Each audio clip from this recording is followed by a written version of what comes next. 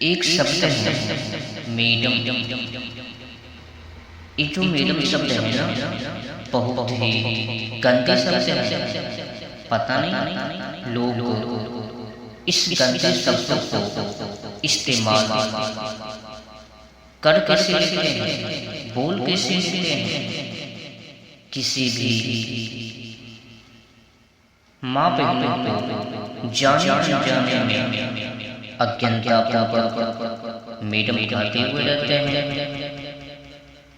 और ये मैडम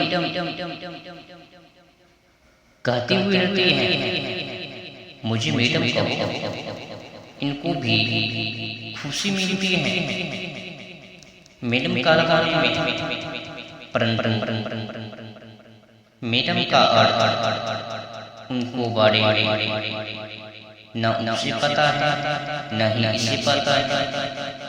जाने में अज्ञानतापूर्वक बस मैडम।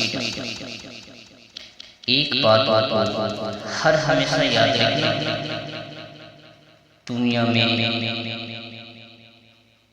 हर एक देश की अपनी एक भाषा, शिक्षा और ज्ञान की परंपरा होती है। उस भाषा को राष्ट्र की आत्मा कहा जाता है। इसी के आधार पर दुनिया के सारे देशों की अपनी एक पहचान होती है। उसी तरह हर भाषा और हर भाषा के हर शब्द का अपना इतिहास होते हैं।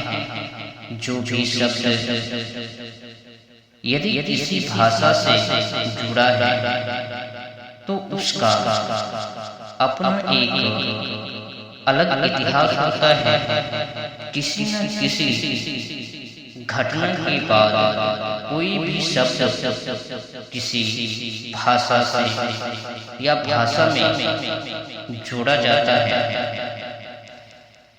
इसलिए हर इंसान का यह दायित्व बनता है कि वह किसी भी भाषा से आने वाले शब्दों को बिना जाने नहीं बोलना चाहिए। कई बार हमारे देश भारत में यह देखा जाता है कि स्वयं को ज्यादा ज्ञानी और बुद्धिजीवी बताने की होड़ में लोग अंग्रेजी भाषा से लिए गए कुछ ऐसे शब्दों का इस्तेमाल कर देते हैं जिसका उन्हें इतिहास और उस शब्द का सही अर्थ मालूम नहीं है। वो इसलिए ऐसा करते हैं कि क्योंकि ऐसे शब्द या तो किसी के मुख से बोलते हुए सुन लेते हैं या किसी को कहीं उनका इस्तेमाल करते देख लेते हैं। उसी में से एक अंग्रेजी शब्द है मैडम, मैडम। तो भारत में मैडम शब्द का अर्थ लोगों को जान लेना बहुत ही जरूरी है। बिना जाने किसी माता बहन को मैडम नहीं कहनी चाहिए। षड्यंत्रों को समझना लोगों को बहुत जरूरी है। ये जो अंग्रेजी भाषा है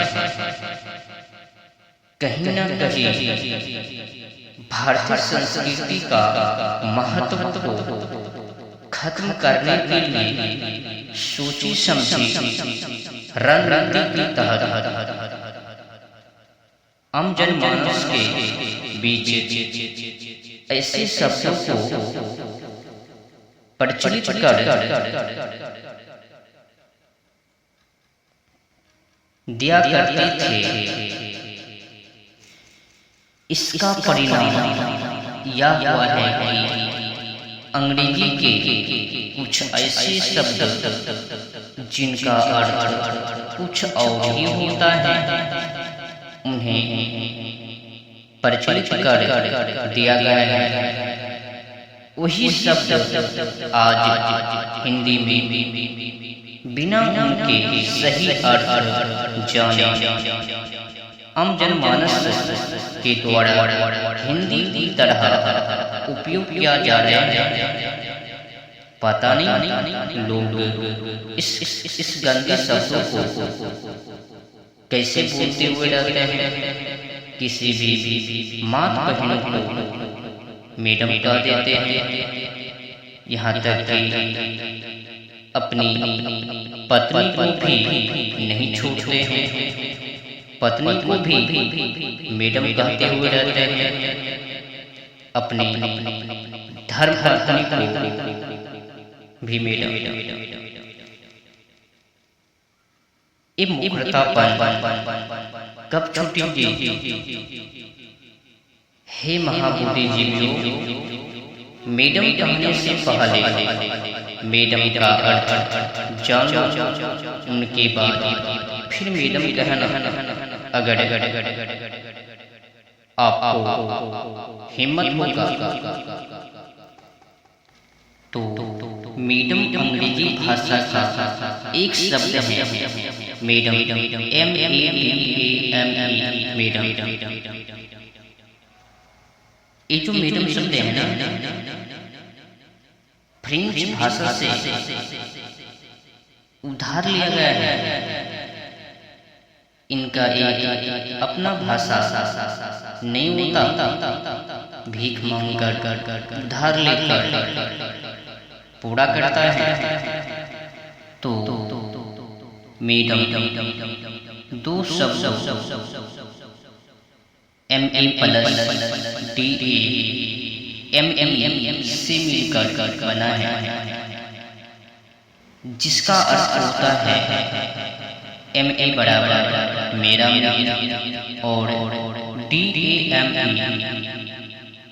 दाम का अर्थ होता है महिला, स्त्री और औरत, जिसका पूरा अर्थ होती है मेरी महिला, मेरी औरत, मेरी स्त्री।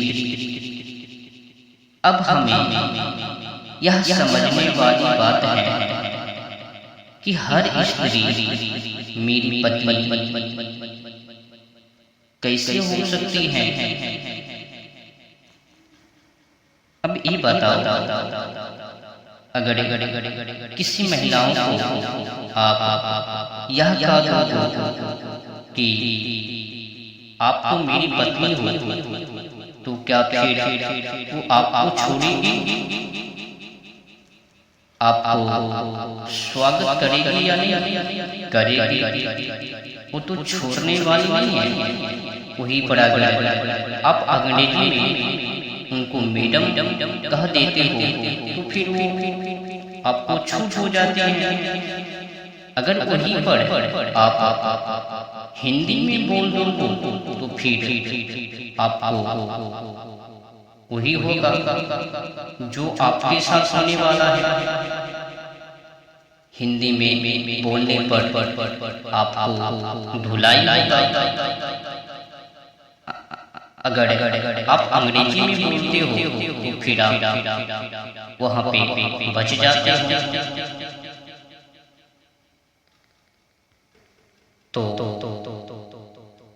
हर स्त्री सबकी पत्नी नहीं हो सकती है, तो मेरी बहन के रूप में है, तो फुआ के रूप में है, माँ जी के रूपों में है, तो मेरी बेटी के रूपों में। क्योंकि भारत में सभी रिश्ते स्पष्ट हैं और भारत में सभी रिश्तों की अपनी अलग व्याख्या और अर्थ हैं। फ्रेंच में मैडम शब्द का उपयोग वेश्या प्रवृत्ति से जोड़कर किया जाता है, क्योंकि अंग्रेजी भाषा में दुनिया के ज्यादातर देशों से शब्दों को लेकर शामिल किया गया है। इसी तरह मैडम शब्दों को भी शामिल कर लिया गया है।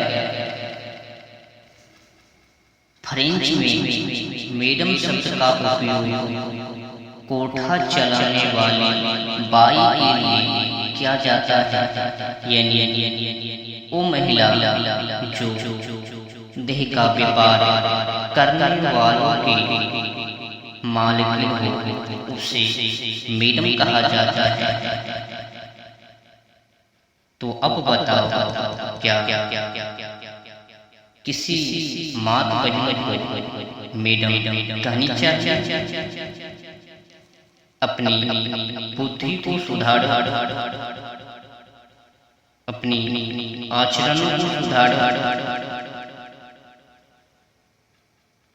तो किसी भी देश की भाषा एवं शिक्षा उस देश की आत्मा मानी जाती है। इसलिए जब अंग्रेजों ने भारत को गुलाम बनाया, तब भारत की संस्कृति, भाषा, ज्ञान आदि को बर्बाद करने के लिए भारत में इस तरह के शब्दों का चलन बढ़ाया, जिससे भारत की भाषा एवं संस्कृति को पूरी तरह से खत्म किया जा सके। इसका श्रेय लॉर्ड मैकाले को जाता है। भारतीय भाषा को पूरी तरह बिगाड़ने के उद्देश्य से 1834 में लॉर्ड मैकाले को गवर्नर जनरल की एग्जीक्यूटिव काउंसिल का पहला कानून सदस्य नियुक्त करके भारत भेजा गया था। लॉर्ड मैकाले 1827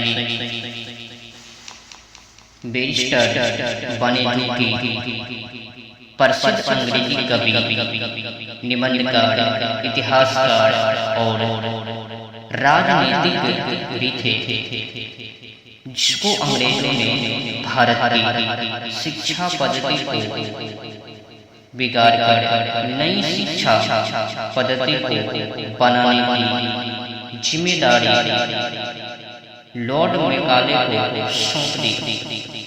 तभी से हमारे देश में इस तरह के शब्दों का चलन आम लोग बोलने लगा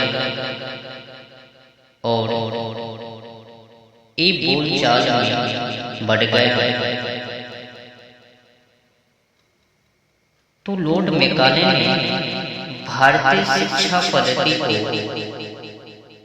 बदलकर एक नई शिक्षा पद्धति की शुरुआत की, जो आज भी भारत में चल रही है। भारत में यानी अपनी भाषा में श्रीमती और श्रीमान जैसे सम्मिलित शब्दों को रखा गया है। चूंकि मैडम शब्द की बात चल रही है, तो यह भी स्पष्ट कर देना आवश्यक है कि अपनी भारतीय भाषा परंपरा में उपयोग होने वाले श्रीमती शब्द का अर्थ क्या होता है। तो भारतीय भाषा में उपयोग होने वाला श्रीमती शब्द दो शब्दों श्री और श्रीमती से बना है। श्री प्लस मति बड़ा बड़ा लक्ष्मी प्लस बुद्धि यानी श्रीमती शब्दों का उच्चारण करने पर महिलाओं को लक्ष्मी और सरस्वती दोनों के बराबर रख संबोधित किया जाता है। लेकिन अंग्रेजों ने श्रीमती जैसे शब्दों का चलन खत्म करके मैडम, मिसेज और बेटर, हाफ जैसे शब्दों का चलन शुरू कर दिया, जिससे भारत की भाषा एवं संस्कृति को नष्ट किया जा सके। हमें सबसे पहले अंग्रेजी या किसी भी भाषा से आए उस शब्द का उपयोग नहीं करना चाहिए जिसका हमें अर्थ पता ही नहीं हो। हर समाज में दो तरह के लोग निवास करते हैं, एक शिक्षित वर्ग और एक अशिक्षित वर्ग होता है ना। तो शिक्षित वर्ग का यह दायित्व बनता है कि वह जिस शब्दों का अर्थ नहीं जाने उसका उपयोग नहीं करे, क्योंकि शिक्षित वर्ग जो करता है अशिक्षित वर्ग उसे देखकर उसकी ही नकल करता है। इसके चलते कई बार अर्थ का अनर्थ हो जाता है और शिक्षित वर्ग का यह भी दायित्व बनता है कि जो अशिक्षित हैं और इन शब्दों के बारे में जानते भी नहीं हैं, तो उन्हें ऐसे शब्दों का अर्थ भी समझाएं जिससे समान और भाषा में फैली अश्लीलता को दूर किया जा सके, दमन किया जा सके।